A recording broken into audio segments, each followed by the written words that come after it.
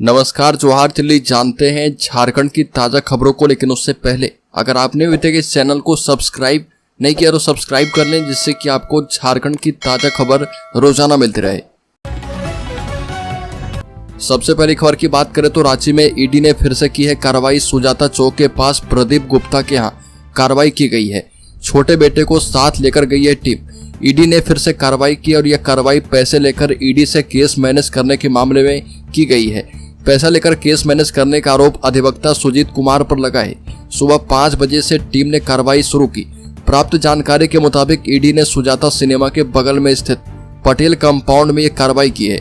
जानकारी के मुताबिक यहाँ प्रदीप गुप्ता नाम का व्यक्ति रहता है और इसका संपर्क आरोपी अधिवक्ता सुजीत कुमार से है। टीम यहाँ सुबह 5 बजे पहुंची और लगभग 5 घंटे तक जांच पड़ताल और पूछताछ के बाद टीम कार्रवाई समाप्त करके प्रदीप गुप्ता के छोटे बेटे को अपने साथ लेकर गई है। अगली खबर, जामताड़ा में सड़क हादसा, 2 भाइयों की मौत। ट्रेलर से बाइक की हो गई थी सीधी टक्कर। दुर्गा पूजा मेला देखने जा रहे थे दोनों। जामताड़ा जिले के बिंदा पाथर थाना क्षेत्र के धसनिया पंचायत के समीप अज्ञात ट्रेलर वाहन की चपेट में आने से स्कूटी सवार 2 युवा की मौत हो गई। रिश्ते में दोनों भाई थे। गोविंदपुर साहिबगंज स्टेट हाईवे सड़क के धसनिया पंचायत के समीप यह घटना घटी। मृत व्यक्ति की पहचान थाना क्षेत्र के अंतर्गत चड़कादहा गांव के डुमरी टोला निवासी बाबूश्वर मुर्मू, पिता सोना मुर्मू और भाई मुर्मू, पिता सोनका मुर्मू के रूप में की गई है। जानकारी के मुताबिक दोनों मृतक एक ही गांव के रहने वाले थे। दोनों मृतक रिश्ते में भाई लगते थे और दोनों मृतक दुर्गा पूजा मेला देखने जामताड़ा जा रहे थे। अगली खबर, झारखंड के दक्षिणी हिस्से में बारिश की संभावना। बीते 2 दिनों की बारिश के बाद अब झारखंड का मौसम बदल चुका है। पहले सुबह राज्य के अधिकांश हिस्से में कुहासे का साया नजर आ रहा। दिन में धूप के साथ गर्मी का भी एहसास हो रहा है। इस बीच मौसम विभाग का कहना है कि राज्य से मानसून की विदाई शुरू हो चुकी है। राज्य के कई हिस्से से यह निकल चुका है। मौसम वैज्ञानिक अभिषेक आनंद ने बताया कि दक्षिणी पश्चिमी मानसून की विदाई की बात करें तो यह फिलहाल हजारीबाग के रास्ते गुजर रहा। अगली खबर, बंगाल के 35 वर्षीय एक शख्स का शव झारखंड के सरायकेला खरसावां जिले के एक जंगल से बरामद किया गया।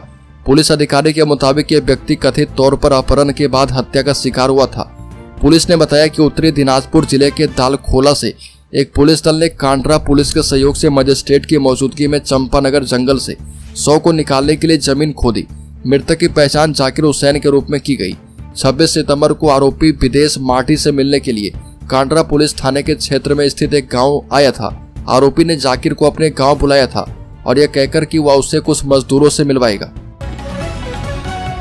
अगली खबर, झारखंड में 4 पूर्व मुख्यमंत्री की फौज लगी है, फिर भी आदिवासी में पैठ नहीं बना पा रही भाजपा।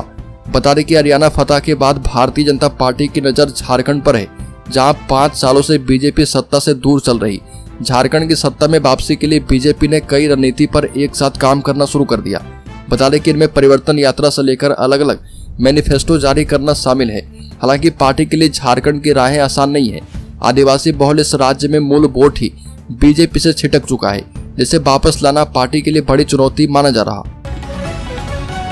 अगली खबर, झारखंड मुक्ति मोर्चा ने हरियाणा के नतीजे के बाद कांग्रेस को दी है खास नसीहत। झारखंड मुक्ति मोर्चा नेता मनोज पांडे से जब राहुल गांधी के उस बयान के बारे में पूछा गया जिसमें उन्होंने हार के लिए पार्टी नेताओं के खुद के स्वार्थ को जिम्मेदार ठहराया था, तो उन्होंने कहा कि राहुल गांधी ने अपनी पार्टी के बारे में बोला है, अपने संगठन के बारे में बोला है तो बेहतर ही बोला होगा। आग्रह किया और उनको लगा कि हार का कारण एक ये भी हो सकता है, तो उस पर उन्होंने प्रतिक्रिया व्यक्त की है। मुझे लगता है कि आने वाले दिनों में और राज्य में चुनाव है तो कांग्रेस इससे सबक लेगी और पार्टी पिछली गलतियों को नहीं दोहराएगी, ऐसी हम उम्मीद करते हैं। अगली खबर, हरियाणा हार के बाद कांग्रेस का झारखंड में पूरा फोकस 33 सीटों पर चुनाव लड़ने की मांग। बता दें कि हरियाणा विधानसभा चुनाव 2024 में हार के बाद कांग्रेस का पूरा फोकस अब झारखंड विधानसभा चुनाव पर है। झारखंड में साल के अंत में विधानसभा चुनाव होने वाले हैं। पिछले झारखंड विधानसभा चुनाव में 31 सीटों पर चुनाव लड़ने वाली कांग्रेस अब आगामी चुनाव में 33 सीटों पर चुनाव लड़ने की कोशिश कर रही है। इंडिया ब्लॉक में झारखंड में सीट बंटवारे को लेकर चर्चाएं तेज हो गई है। सीट बंटवारे पर चर्चा जोर पकड़ने के साथ ही झारखंड के मुख्यमंत्री हेमंत सोरेन हरियाणा में पार्टी की अप्रत्याशित हार के बाद कांग्रेस नेताओं से मिलने के लिए दिल्ली में है। हेमंत सोरेन ने हाल ही में कांग्रेस अध्यक्ष मल्लिकार्जुन खड़गे से भी मुलाकात की थी। अगली खबर, झारखंड के किसानों के लिए खुशखबरी। सिंचाई परियोजना के लिए दिए गए 770 करोड़ मंजूर किए गए हैं। झारखंड के किसानों के लिए बड़ी खुशखबरी सामने आई है। प्रदेश में सिंचाई की 2 परियोजनाओं के निर्माण के लिए 770 करोड़ रुपए की वित्तीय सहायता की मंजूरी दी गई है। राष्ट्रीय कृषि और ग्रामीण विकास बैंक नाबार्ड ने यह जानकारी दी है। ग्रामीण अवसंरचना विकास निधि के तहत वित्तीय वर्ष 2024-25 के लिए इन परियोजनाओं को मंजूरी दी गई है। इस परियोजनाओं से पलामू जिला के लाखों किसानों को फायदा मिलेगा और झारखंड में नाबार्ड के क्षेत्रीय कार्यालय के मुख्य महाप्रबंधक ने ये जानकारी दी है। अगली खबर, सांसद राहुल गांधी 19 अक्टूबर को आएंगे रांची। आगामी चुनाव की तैयारी पर करेंगे चर्चा। आगामी झारखंड विधानसभा चुनाव को लेकर सांसद सह कांग्रेस नेता प्रतिपक्ष राहुल गांधी 19 अक्टूबर को झारखंड दौरे पर रांची आ रहे। सांसद राहुल गांधी रांची में झारखंड विधानसभा चुनाव को लेकर चर्चा करेंगे और वहीं पार्टी में संगठन की मजबूती पर भी विचार विमर्श करेंगे। बता दें कि झारखंड में विधानसभा चुनाव की तिथि की घोषणा कभी भी हो सकती है और इसको लेकर अलग अलग राजनीतिक दलों के नेता लगातार झारखंड राज्य का दौरा कर रहे हैं। अगली खबर, हेमंत सोरेन के बकाया पैसा मांगने पर भाजपा ने किया हमला। बकाया पैसे की मांग को लेकर बीजेपी ने मुख्यमंत्री हेमंत सोरेन पर हमला किया और कहा कि केंद्र सरकार राज्य सरकार को विकास के लिए पैसा देगी, फर्जी खाते में पैसा डालने के लिए नहीं देगी। बता दें कि बीजेपी ने कहा कि बकाया का मुद्दा जो है वो दशकों पुराना है और अभी जो उठाया जा रहा। बीजेपी के प्रदेश प्रवक्ता अजय शाह ने कहा कि मुख्यमंत्री हेमंत सोरेन जिस बकाये की बात कर रहे वह दशकों पुराना मामला है और यह रॉयल्टी टैक्स मामला 1989 इंडिया सीमेंट बनाम तमिलनाडु सरकार मामले से जुड़ा हुआ है। अगली खबर, विजयादशमी के दिन बोकारो में सड़क हादसे के कारण एक की मौत, विरोध में सड़क जाम। बता दें कि बोकारो में विजयादशमी के दिन सड़क हादसे में मौत हो गई। घटना सुबह बोकारो रामगढ़ मुख्य मार्ग पर उकरीद मोड़ के पास घटी है। मृतक की पहचान रजनीकांत राय के रूप में की गई। मृतक दूध बेचने का काम किया करता था। दुर्घटना के बाद लोगों ने मुख्य सड़क को जाम कर दी। वहीं पुलिस लोगों को समझाने बुझाने का प्रयास कर रही है। जानकारी के मुताबिक मृतक रजनीकांत राय बोकारो के गौपालक बारी कोऑपरेटिव का रहने वाला था।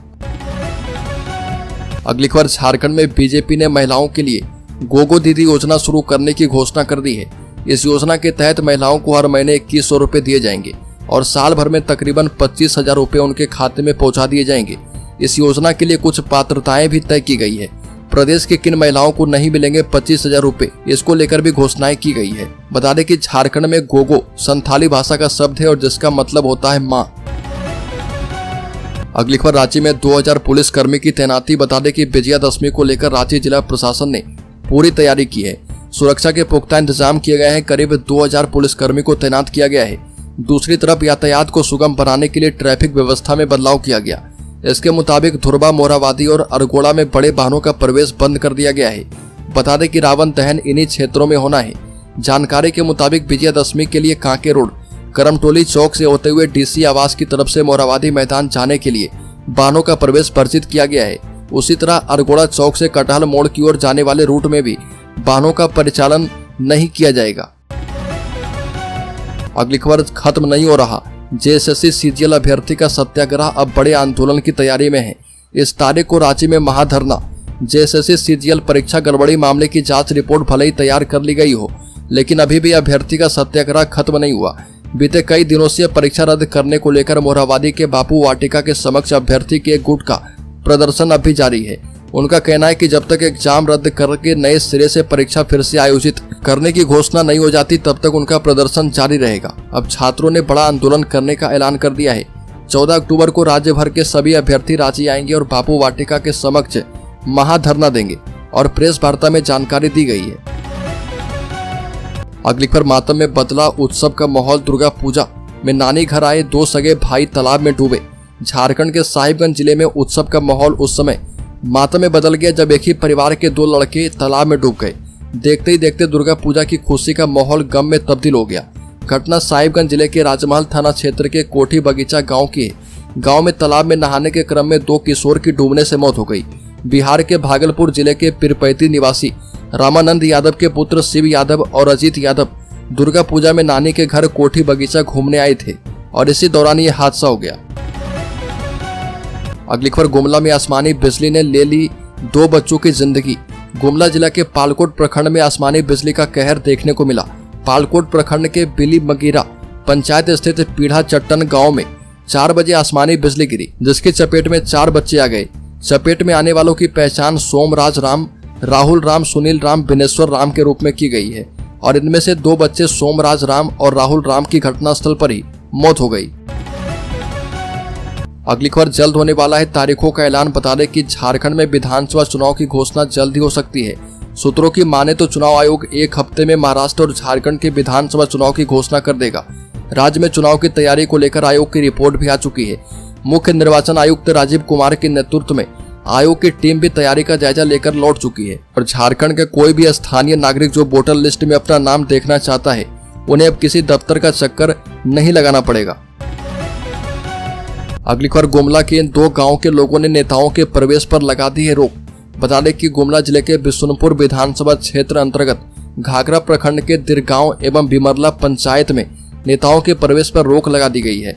ग्रामीणों ने बैठक कर निर्णय किया है कि अगर सड़क नहीं बनी तो इस बार विधानसभा चुनाव में वोट ही नहीं देंगे। ग्रामीणों ने कहा कि झारखंड गठन के 24 साल पूरे हो चुके हैं, परंतु कभी दिरगांव एवं बिमरला पंचायत की जर्जर सड़क चुनावी मुद्दा नहीं बनी। अब तक किसी राजनीतिक पार्टी ने सड़क बनवाने की पहल भी नहीं की। बैठक में दोनों पंचायतों के करीब 2000 ग्रामीण शामिल हुए और गुमला जिला का दिरगांव एवं बिमरला पंचायत घोर नक्सल प्रभावित इलाका है। अगली खबर, जामताड़ा को 3 नया हाई स्कूल, नारायणपुर को मिली डिग्री कॉलेज। ग्रामीण विकास मंत्री डॉक्टर इरफान अंसारी के सतत प्रयासों से जामताड़ा वासियों को शिक्षा के क्षेत्र में कई उपहार मिला है। चिंगाईडीह मध्य विद्यालय, कन्या मध्य विद्यालय और आदर्श मध्य विद्यालय जामताड़ा को उच्च विद्यालय में उत्क्रमित किया गया है। नारायणपुर के नारोडी में डिग्री कॉलेज की भी कैबिनेट से स्वीकृति मिल चुकी है।